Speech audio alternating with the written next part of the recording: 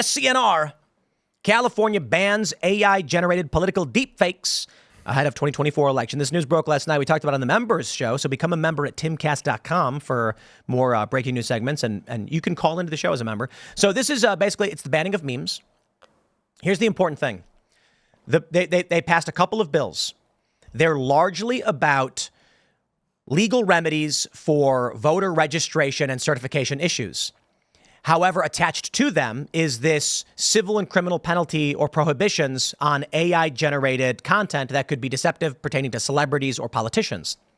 I think the reason they're doing this angle about, AI-generated videos are going to be prohibited is because they don't want people to realize the bill is actually about legal remedies over voter registration and certification. Certification being a big deal. What happens if California refuses to certify or does certify, or if people who are in California refuse to certify? That's going to be in that law as well. Now, back to the memes. It says, as long as when you make the video, you write this blank was made for the purpose of satire or parody, then it is exempt.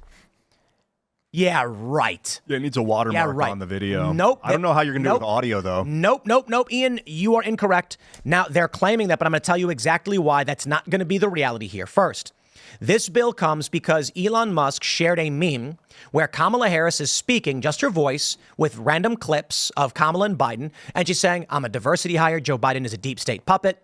And he said that should be illegal. Well, clearly it wasn't Kamala Harris.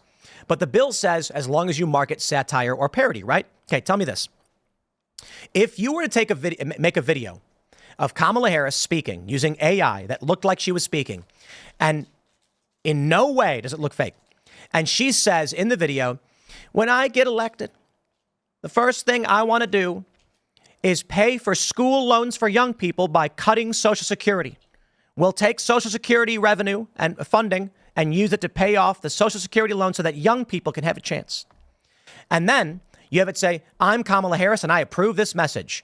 And in the last 2 seconds of it, it says on the bottom with a black border and white text, this video is parody and not to be intended to be real. Do you think that if someone made that video, Gavin Newsom's going to be like, we're going to allow that? Or do you think he's going to be like, we don't care, you're under arrest? Or you're being sued or you're being shut down? I think it needs to watermark the entire video personally, because if someone gets in there for 3 seconds and sees it, they need to know that that's a parody. Even if. So in the bottom of political ads, it says this is paid for by the whatever for campaign PAC, right? There's legal requirements for disclosure. This video is paid for by Harris for president.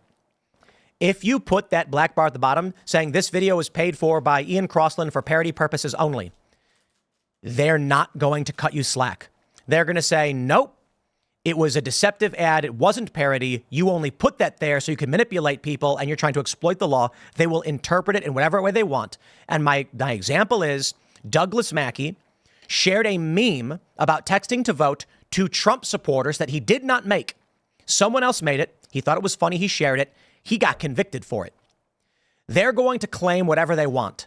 And so when Elon Musk shares a video of Kamala Harris saying she's a diversity hire and Biden's a deep state puppet, who's going to believe that's real? And he says that should be illegal. You know, they're not going to stop at parody and satire. Mm-hmm. And the biggest point of all, if I do an impeccable impersonation of Donald Trump, so much so that you see a video of me saying, I'm Donald Trump and I want to gut Social Security tomorrow night. And they're going to be like, I don't know, that sounds just like Donald Trump, so that's illegal now.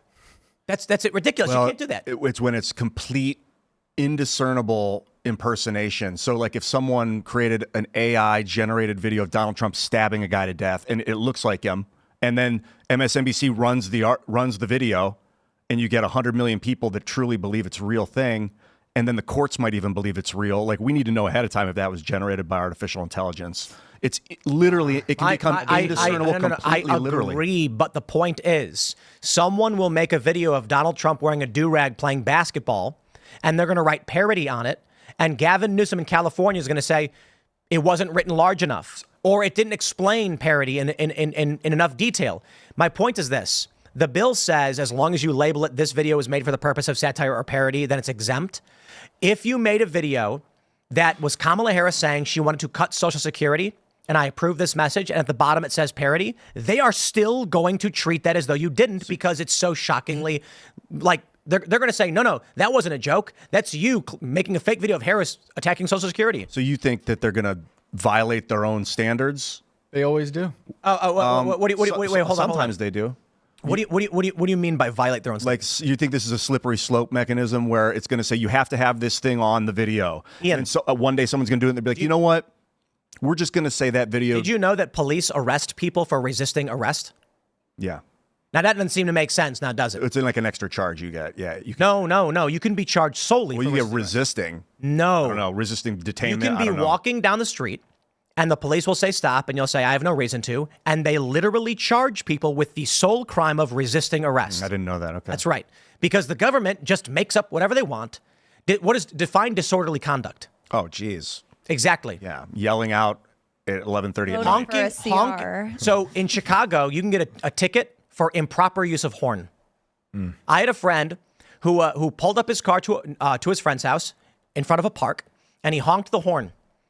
Friend comes running out, and the cop that was at the park walked over and gave him a ticket for improper use of horn. There are reasons for that, because if you live there and every 20 minutes you hear people honking outside, it's like noise pollution. So, but those things can spin out of control. What if that I see honk saved someone's life?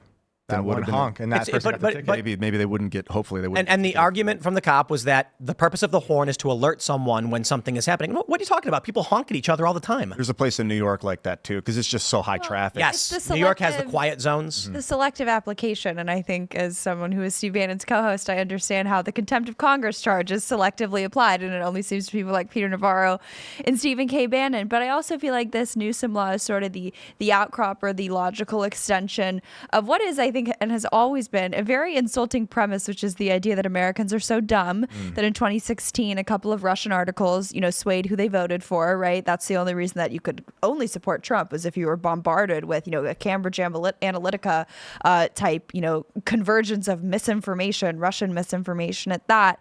And I think this is sort of the same thing. I know with the AI, it's a little more precarious. There are videos, they do look very real.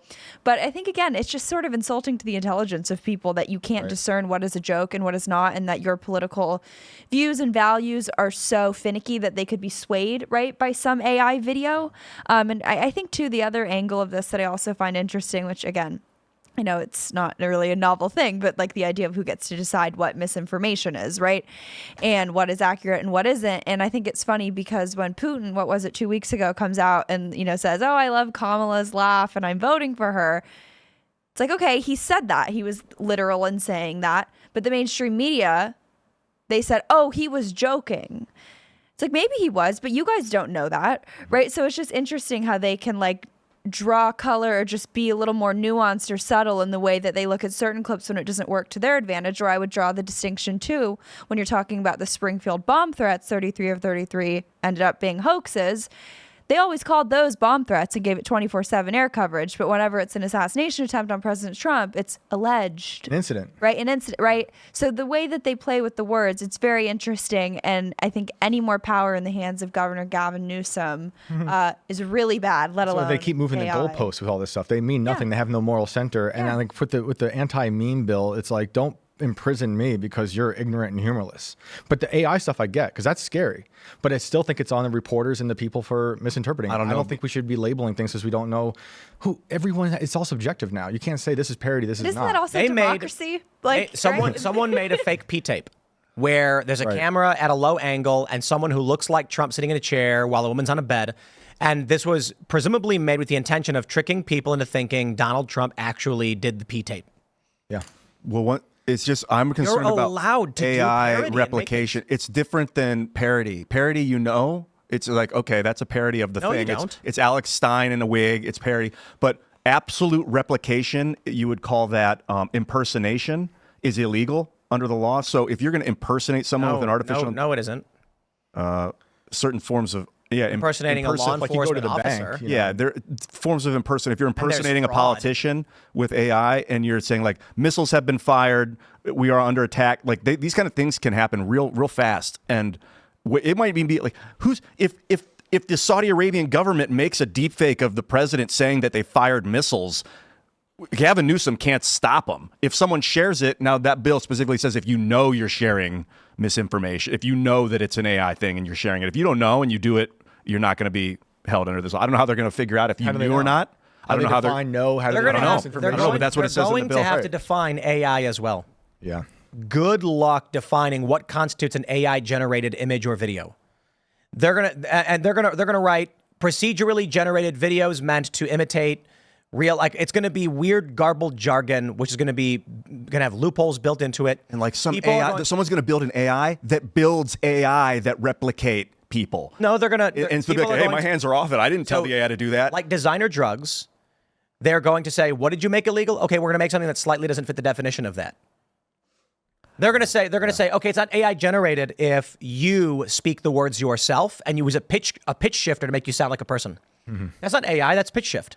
How does it work? I haven't really familiarized myself with the bill all that much, but I feel like, since the new narrative is that the number one threat, we're in a state of national emergency because of foreign election interference. Does this apply just to domestic content? But what about stuff that's originating overseas? How do you hold those people accountable? What they're going. I mean, and that's you can't. Yeah. Like Iran. I feel could like make most a video videos of to Kamala. originate, like there was the weird one of like the black guys like beating up that white chick, didn't it? I think it originated from Russia. No? That's what the reporting is now. That video. Yeah, And you always so- got to. And this one's obvious too because you couldn't see anybody's faces.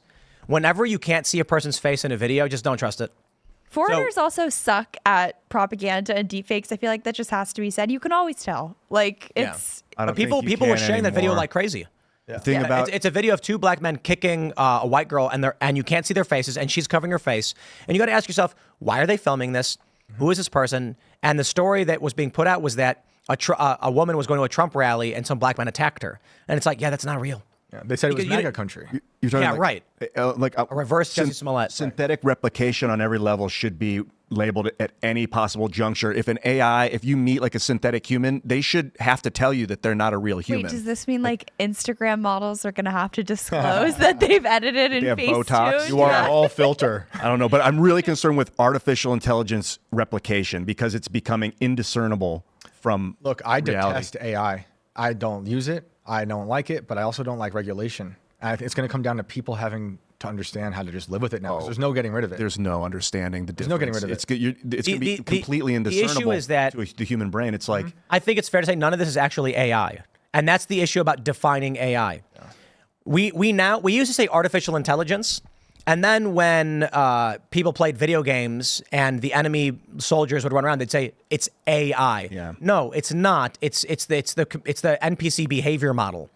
AI was meant as artificial intelligence, quite literally meaning an entity of some sort of computer that you could not discern between a human or the computer. We now call that artificial general intelligence. AI generated. This is just algorithmically generated video. That's a good point. Procedurally yeah, generated. you might have videos. procedurally generated video that's indiscernible as well. So it doesn't really matter if an this AI is. did it or if no. if it was just There is no done by a AI machine. right now. There's no AI. We just use AI to refer to procedural generation. Well, people use programs like Suno or like It's not AI. what is it? So artificial intelligence would be indiscernible from a human being. Intelligence that was created by man. Suno is not intelligent. It's procedurally generated music. Mid-Journey and ChatGPT and Yeah. Grok making photos, it's procedurally generated imagery. So you're saying ChatGPT is not AI? We colloquially refer to these things as artificial intelligence, but it's a search engine. It's an algorithmic, a procedural search engine. AI was supposed to mean you'd say, "How are you doing?" and you'd have a robot in front of you and being like, "I feel quite good today, Ian. How was your day?" And you'd talk to it, and the way it's supposed to be, artificial intelligence. It's was originally meant to refer to something indiscernible from a human being, like Data from Star Trek. Like it walks around, it talks, or the computer talks to you, and you're like, "Is this a person or not? I can't tell." We now call that AGI. And we're referring to, look, how is it artificial intelligence to make a photo of I something? don't know. Suno represents itself as AI. It says it's a I know. generative artificial intelligence music creation program. And they're using artificial intelligence because it sells and gets money for them from startups. But artificial intelligence was supposed to be like a reference to human intelligence, but artificially created. Not it can compile a bunch of songs and then create a facsimile. Like what you're saying is AI, the way we think of it, should be separate of humans. It's not feeding off us, like leeching off us, like ChatGPT. No. Journey is. AI can do all that. The point is, go way back in time, and people used to say that Facebook's algorithm was AI. And it's like, no, it's an algorithm. Right. It's just if this, then that.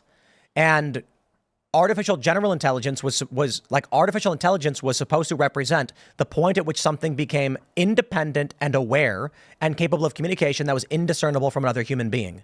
Now we say, I tell a computer program to draw a picture of a dog, and we're like, it's intelligent. No, it's not. It's a computer algorithm that aligns dots based on other dots it's seen. We call that AI now. That's my point.